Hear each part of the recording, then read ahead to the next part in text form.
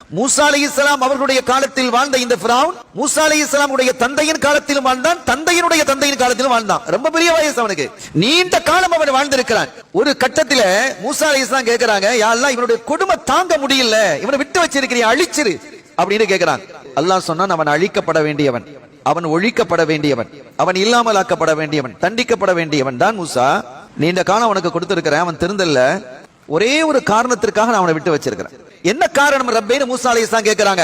அவன் தன்னுடைய குடும்பத்தை இணைந்து நடக்கிறான், சேர்ந்து நடக்கிறான், குடும்பத்தை பிரிக்கிறது இல்ல என்று அல்லாஹ் சொன்னான். ஸல்லல்லாஹு அலைஹி வஸல்லம் சொன்னாங்க, உங்களுக்கு வயசு நீண்ட காலம் வாழ வேண்டும் என்று விரும்புகிறீர்களா, உங்களுடைய ரிஸ்கை உங்களுடைய செல்வம் அதிகரிக்க வேண்டும் என்று விரும்புகிறீர்களா, யாராவது அப்படி விரும்பினால் ஃபல் யஸில் ரஹிமா, அவன் தன்னுடைய குடும்பத்தை இணைந்து நடக்கட்டும்.